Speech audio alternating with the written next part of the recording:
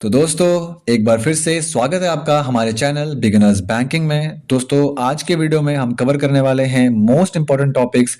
What is bank, आखिर एक bank क्या होता है और बैंक्स की कितनी टाइप्स होती हैं।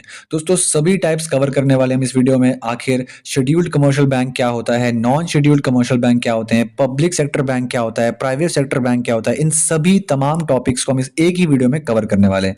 तो लास्ट तक वीडियो जरूर देखिएगा। सबसे पहले स्टार्ट करते हैं दोस्तों, आखिर बैंक क्या होता है। दोस्तों हमारा पहला सवाल, व्हाट इज अ बैंक।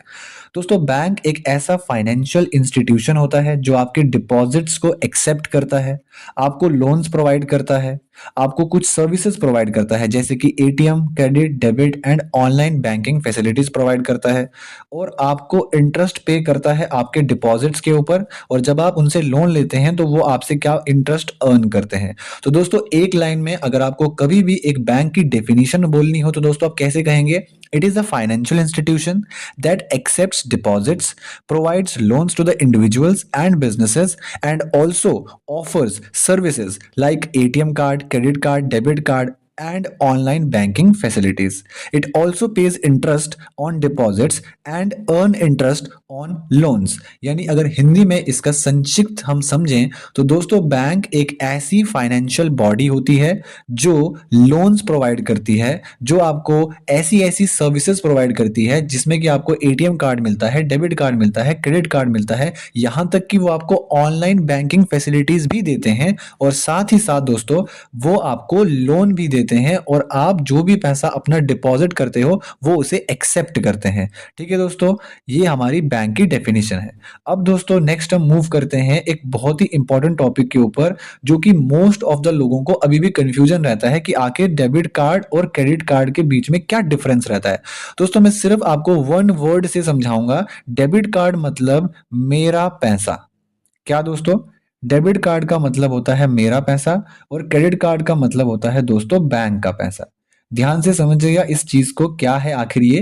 दोस्तों डेबिट कार्ड में आप वो पैसा या वो मनी यूज करते हैं जो आपने खुद उस अकाउंट में अपनी खून पसीने की मेहनत से सेव किया होता है।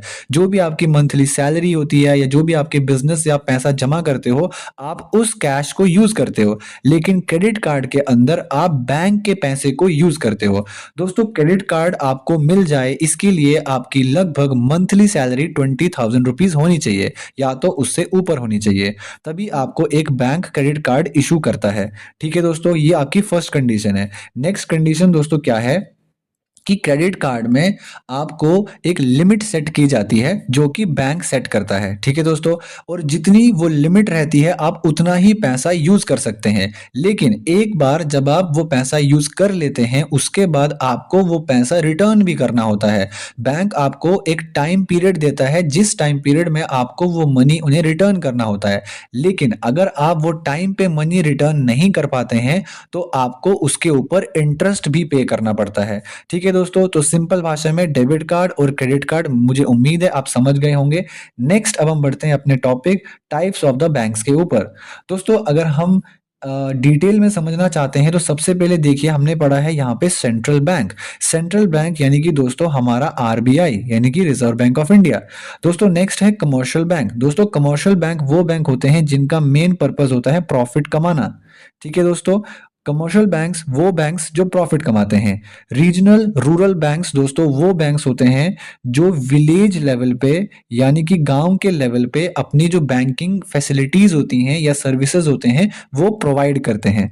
दोस्तों कोऑपरेटिव बैंक्स वो बैंक्स होते हैं जिन्हें हम प्राइवेट सेक्टर बैंक्स भी बोलते हैं। और मोस्टली जो आपके कोऑपरेटिव बैंक्स होते हैं दोस्तों, ये इसी पर्पस के लिए बनाए गए थे कि अगर जो भी फार्मर्स होते हैं, लेबरर्स होते हैं, उन्हें ये कोऑपरेटिव बैंक्स लोन प्रोवाइड करें लेकिन कम रेट ऑफ इंटरेस्ट के ऊपर।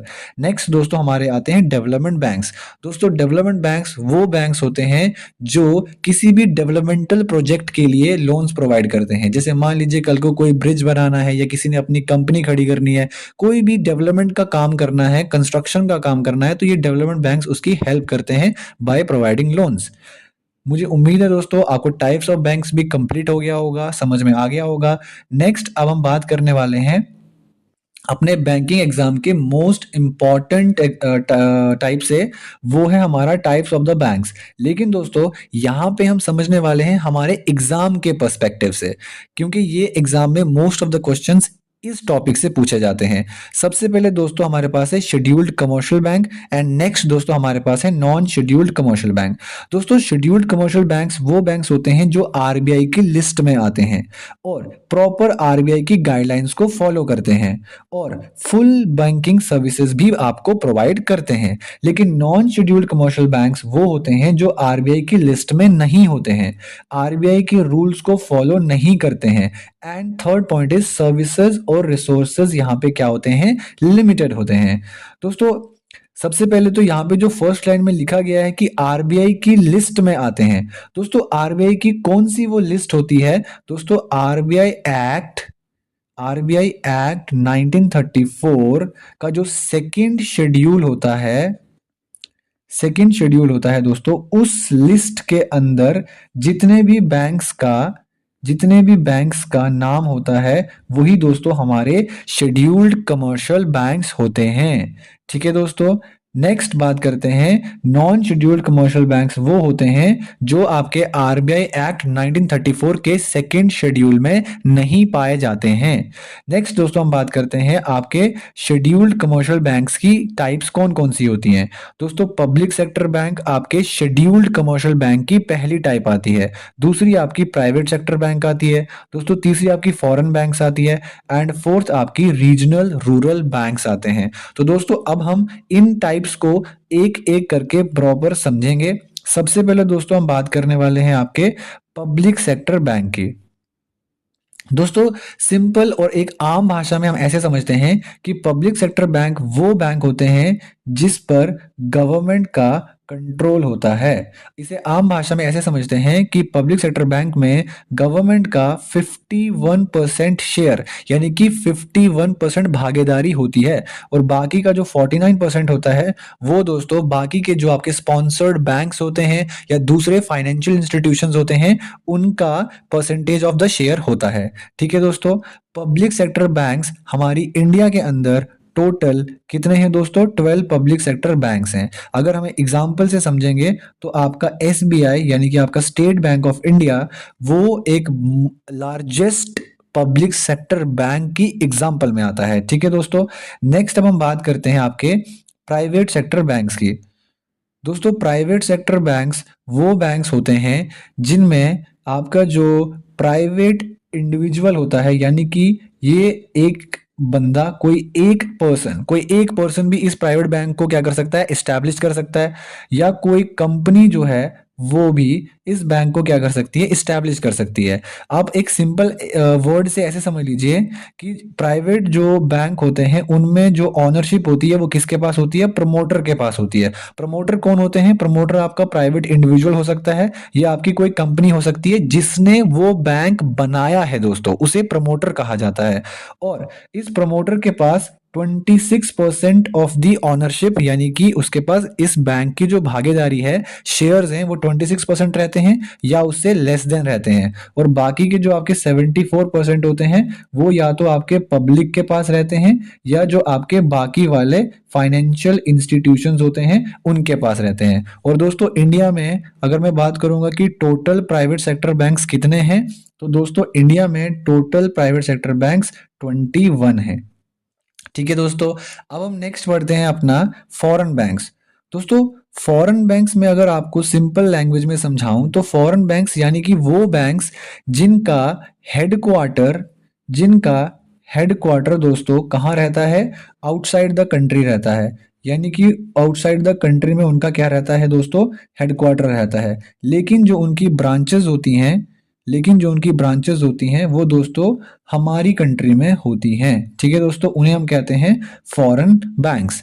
नेक्स्ट दोस्तों हम बात करते हैं अपने इम्पोर्टेंट बैंक के बारे में दोस्तों, वो है हमारा रीजनल रूरल बैंक्स।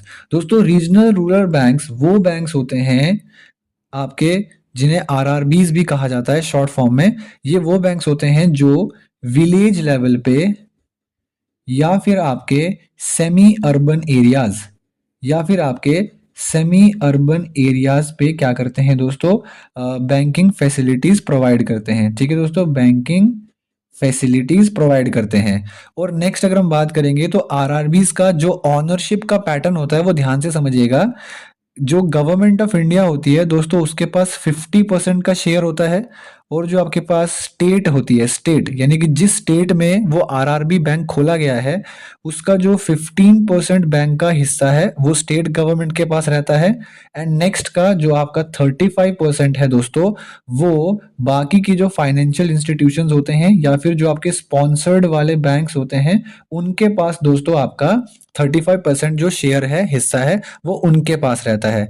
ठीक है दोस्तों, तो मुझे पूरी उम्मीद है कि आपको ये सभी टॉपिक्स क्लियर हुए होंगे। नेक्स्ट वीडियो में हम पढ़ेंगे कि आखिर जितने भी हमारे पब्लिक सेक्टर बैंक्स हैं, उन्हें ट्रिक की हेल्प से कैसे लर्न किया जाए। तो अगर आपको वीडियो थोड़ा सा भी पसंद आया है दोस्तों, तो कृपया करके वीडियो को लाइक कीजिएगा, चैनल को सब्सक्राइब कीजिएगा। धन्यवाद दोस्तों, मिलते हैं अगली वीडियो में।